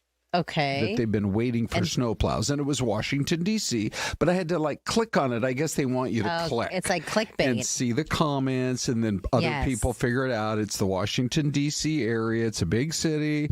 You know, they like to think they're well run. Sometimes they are. Maybe sometimes they aren't. But here they were struggling just trying to get, some of the streets plowed. And so then I went and did a little research and looked at the map, and there were still a lot of streets. Yeah. And then this video came in this morning where it showed, this is out in the burbs now. This is a suburb called Vienna, Virginia. Wow. And at some point, it almost looked like they were kind of giving up on the on the heavy equipment. They just had dudes out there with shovels. Yeah, well, I mean, at some point you'd think they would need, because it all that black ice, it was like the ice was caked on top of layer after layer after layer on that ground. They needed to get those shovels out to really kind of hammer it through there. Oh, now look, here's the snowblower. Now, you know how a snowblower operates? One guy operates it, 4 guys watch. That's true.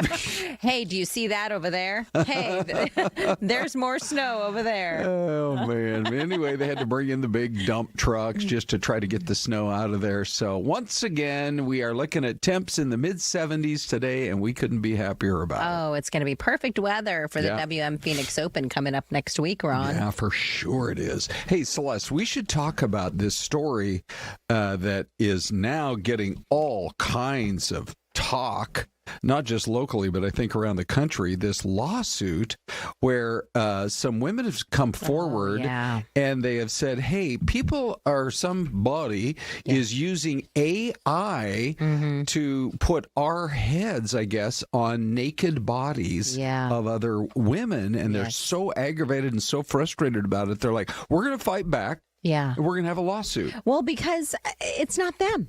Correct. They're AI generated. Right. I mean, part of me wants to say, wow, do I look that good? You can go ahead and keep that image. Yeah. Because it's fake. Right. But the other part is like, you have family, you have a mom, dad, children, you have children, you have, I mean, your whole life.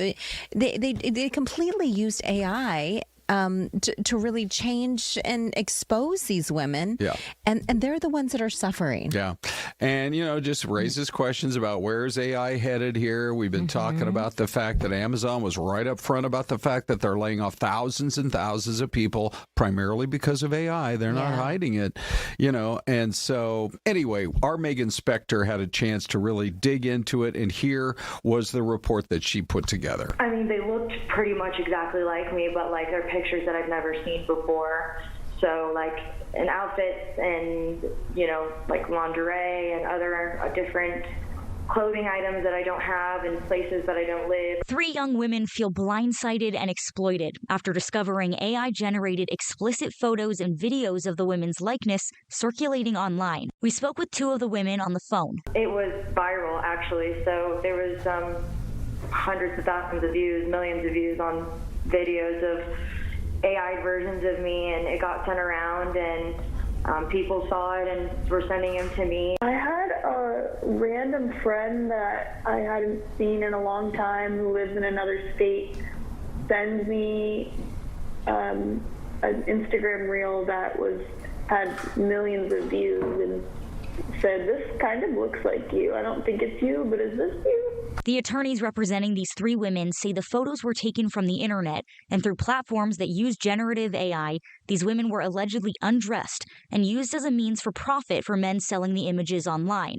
We want to get justice for our clients who have been violated in a way that's undescribable and unimaginable, but also to create law to establish safeguards. We want to make positive change because this generative AI in the wrong hands can cause a lot of damage. Generative AI is developing at a rate that is far outpacing the legislation that is lagging behind. The defendants in this lawsuit include 2 Arizona men accused of building the AI platforms behind these photos. Find somebody that you have 5, 10, 15 photos of, fully clothed, any woman. You put it into their platform and it creates an AI influencer. That AI influencer can then be used to create nudes of the person who was put in fully clothed. I just hope this stops. I hope that everything is taken down soon and that I don't have to live in fear every single day of these images and videos being created, that I don't have to be afraid of people finding them. Okay, so there's Megan's report, and it's, That's really frightening, actually. We have a comment in the chat where Chaz Hilton is saying Photoshop of naked photos have been around ever since the internet, and that's true. And it's just, I think AI makes it that much easier for it to happen. It's pretty quick. Like, we've kind of messed around with it on, for the morning show, just having fun videos like bull haircut day. And in the matter of seconds, you can throw in a bio photo and ask it to put a bowl cut on you. And within 30 seconds, it's popping out all these photos. Yeah, it's amazing. It really, you're right. It works so fast.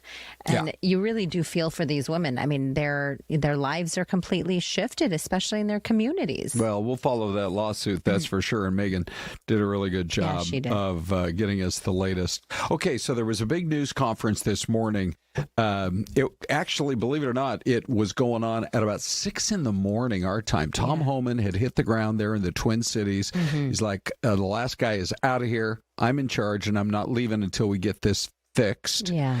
And so we rolled on it for you because this is such a topic that's not only important, it's just engaged the whole country. Yeah, and I think a lot of people are waiting to hear what he has to say about the situation, and he was in Minneapolis. Okay, so here is just a portion of that news conference, some of the biggest headlines that came out of it. U.S. Immigration Customs Enforcement is a legitimate law enforcement agency that has a duty to enforce the laws enacted by Congress and keep this community safe. Like I've said many times for the last several years, even before this administration, jurisdictions that refuse to cooperate with federal immigration authorities are sanctuaries for criminals. Sanctuary cities are sanctuaries for criminals and endangers the residents of the community. To be clear, we did not agree with Minnesota state and local officials that they would be involved in immigration enforcement. I didn't ask them to be immigration officers. I'm asking them to be cops working with the cops to help us take criminal aliens off the street. The hostile rhetoric and dangerous threats and hate must stop. And we all agreed to that. All everybody met here to tell you, we got to stop the rhetoric, the hateful rhetoric that has caused an increase in assaults. That it calls, because of that, have to send security teams out with arrest teams, which surge the city with additional resources because of the rhetoric, because of the threats, because of the assaults. Again, with the agreements we've achieved and following through the agreements, with the rhetoric dropping down, that allows us to pull more agents out.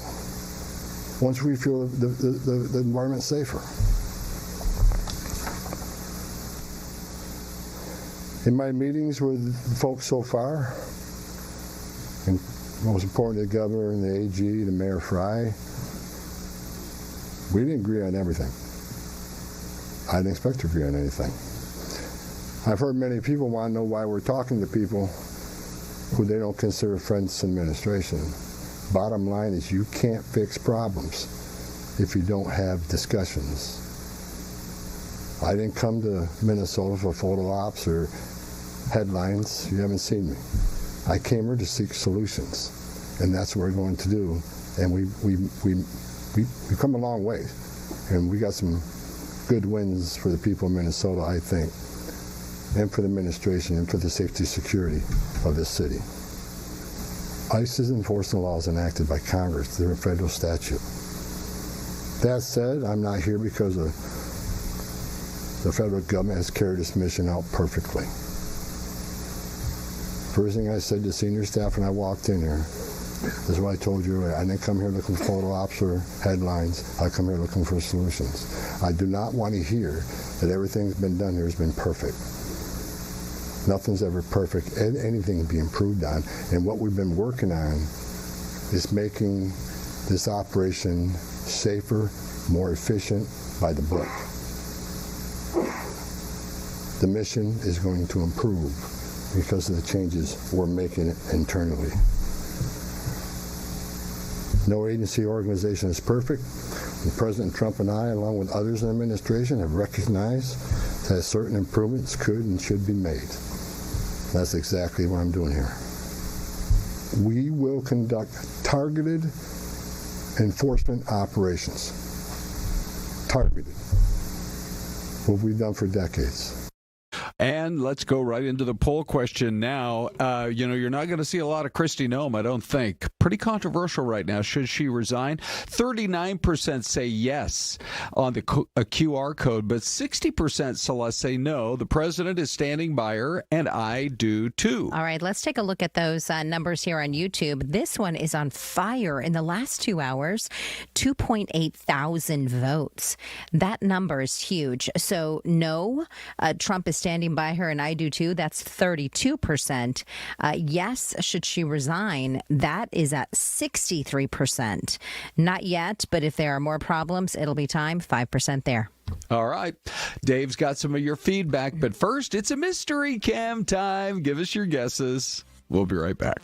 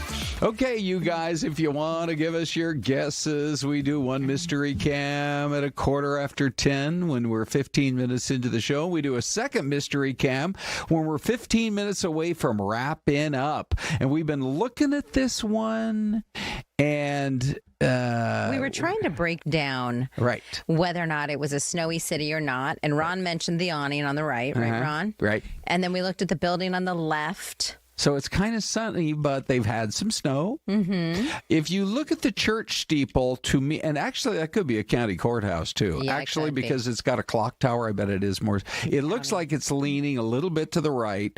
So we have alerted authorities that we have a leaning Tower of Pisa situation in some little town in who knows. Who knows where. But you have semi-trucks driving through. So I wonder if that's like a main highway. Okay. That's the second 18-wheeler that I've seen cruising through this small town in America. I like Louis. He says it could be Massachusetts. Okay, Linda says it could be Georgia. Yeah. All right. So we're all over the map, but we are East Coast because they're the ones that really got pummeled. Oh. And by the way, they've got a bomb cyclone they're worried about now. You heard about that. Mm-hmm. Starting, I think, tomorrow on the East Coast. From the Carolinas headed right back up toward New York. It's been a couple of rough weeks. So what are you going to go with, Celeste? I'm going to go somewhere on the East Coast. Okay. Because the clock shows it's almost going to be 2. Mm-hmm. On that tower. Celeste, that's brilliant. Yeah, I just looked. So okay.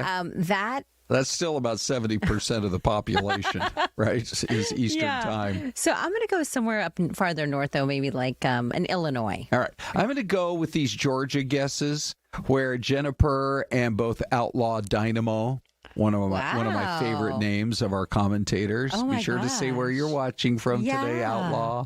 I'm going to go with them in Georgia. And you're going where? What did I say? Massachusetts? Illinois. Oh, Illinois. We did have a Massachusetts in there. Yeah, we did. Okay, here we go. Yep. Waynesboro, Georgia. Oh, ladies and gentlemen, thank you guys for helping us through on that one. Really cool. Good. Well, I wonder what's going on in Waynesboro. I do too. You know what's so interesting? Is it near Marlboro? We have cameras in little towns that you may not have even heard of.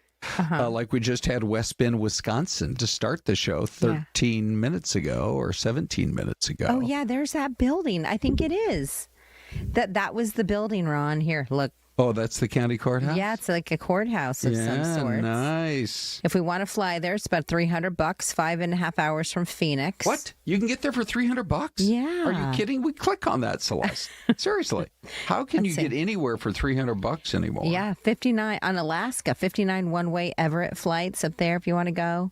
Oh, right here. Saturday, February 28th through Saturday, March 7th. Way to go, Alaska. Yeah, $300. I bet you have to fly to Atlanta or something and drive. Probably. I don't see Waynesboro having a major international airport. Celeste, let's give a big shout out to the great folks at Pinal County Rescue because this video, in our business, we call this a POV, point of view. And there was a guy that was out there hiking. I think you can see it's right in the urban interface. It was from Tucson. It's the Pontotoc Ridge Trail. And it just happened a couple of days ago. Search and rescue deputies there from Pima County and Southern Arizona Rescue Association got to him. By the time they got to him, they said he was suffering from some critical injuries. So he must have had a pretty bad fall. Wow. I was just pulling up the map of where this is located. Actually, it's a very popular spot. It's just north of the Catalina foothills. Yeah. And the trail is not too far from the Coronado foothills, which is just this neighborhood, right, that hugs the foothills in North Tucson. Okay, so it's on the northern side. Yeah. More up toward Oro Valley. Like, right, yeah. So it's near the westward look Wyndham Grand Resort. So it's like the northeast of Tucson. Okay. Yeah, so you're right. It would like the base of Mount Lemmon, I guess you could say. There you go. But my goodness, let's give it up to our rescuers because rescue workers, they train for it every day. Right. Situations like this. Yeah. But fortunately, they knew what they were doing. And then it looks like they were staged at it looked like a high school football field where they were going to get ready to get him the ambulance, get him to the hospital. We send him our best wishes for sure. Celeste, before you were on a morning show, would you ever have described yourself as a night owl? Never. Really? I never was. You're not going to believe this, but I was such a night owl. I was working at a different TV station at the time when they moved me to mornings.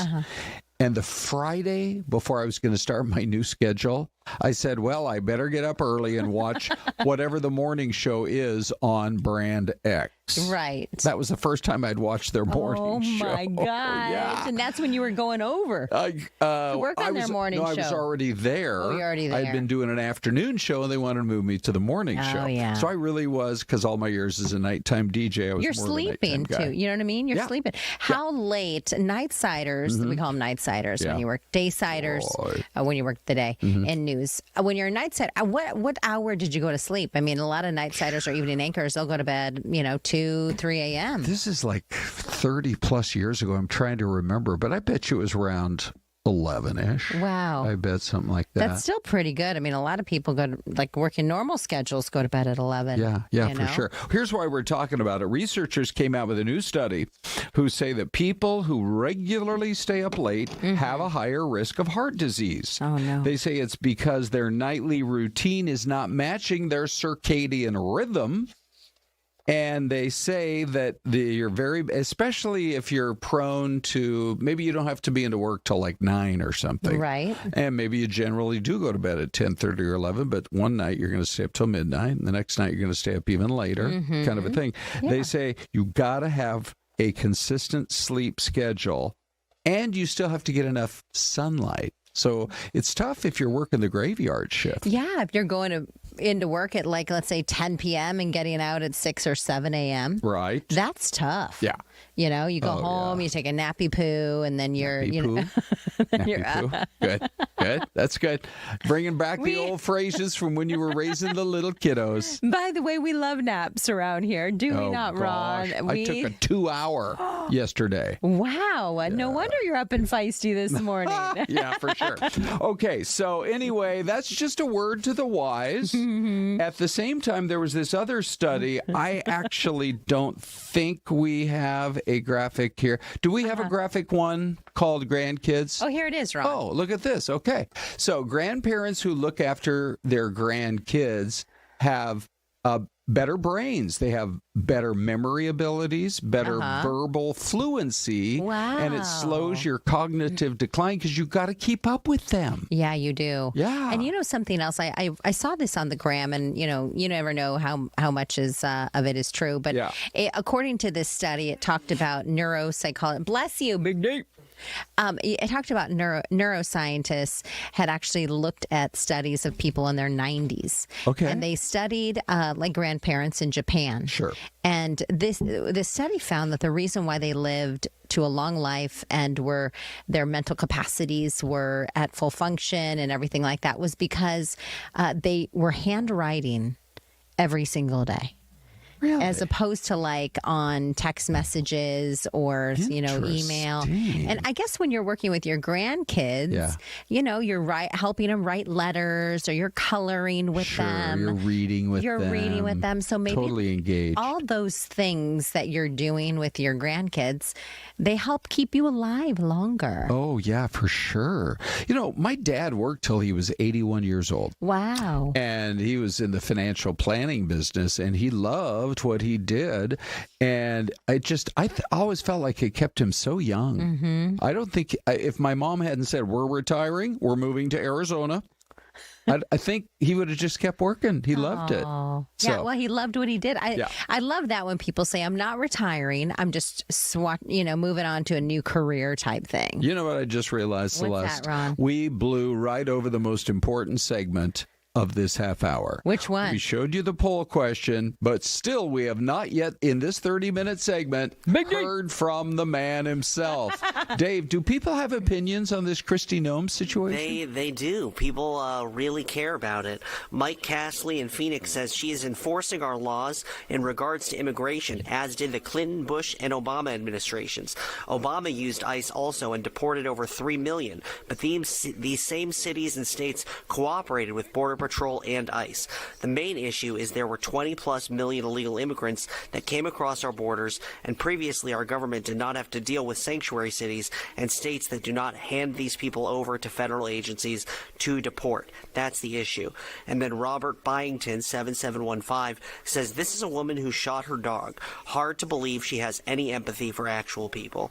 Really interesting comments on all sides. Like always, keep the comments coming, guys. Wow, I'd almost forgotten about that whole dog situation. Yeah. So, yeah, I mean, it's very interesting to me. I get the feeling that this current president does not really cave to pressure, especially from the other side of the aisle. Yeah, well, I almost feel like it makes him dig in. We learned that she had a 2-hour meeting. She was called to the White House, had a 2-hour meeting. I'm sure they had a real heart-to-heart, but doesn't sound like he's going to abandon her anytime soon. No, I don't think so. And, interesting, when you mentioned, like, when he faces off against the opposition. Right. It reminds me of that book that he wrote way back early when he was like just a businessman. Okay. The Art of the Deal. Oh, yeah. that Sure, should I be bought on that book. that should be on our book list. No kidding. You know what I'm reading right now? What's that? The Alchemist. Really? What's it all about? I thought about Tuesdays with Maury. Have you read that one? No. They're just about The Alchemist is about a shepherd boy. It actually was originally written in Brazilian Portuguese language, right. and then it was translated into English and a lot of other languages. You're liking it? Yeah, I am liking it. Okay. Yeah, I like a little more cloak and dagger stuff, Celeste. Oh. I need some spies. I need some danger. Ooh, I need a few chase a little scenes. suspense. Hey, Celeste, what is your music choice on your phone? Are you a Spotify? I'm an Apple guy, Apple Music. Are you Spotify? I'm a Spotify gal. We've got a family account with the kids now. Listen to this, and we only got a minute left, but the world's largest music streaming service saying it paid $11 billion to the music industry in 2025. Wow. The largest yearly payment ever. So sell me. What is so great about Spotify? Why do they have way more customers than just about anybody else? Okay, I'll just give you one example real quick. Okay. I go to my app. I want to look up a workout mix. Okay. And it gives me my workout mix. It's called Bangers. Oh, okay. Bangers workout mix. And it created it for you. It says made for Syleste Rodriguez. Wow. And so it gives me all these great music choices that it thinks I will like. And every year it tells you what you're listening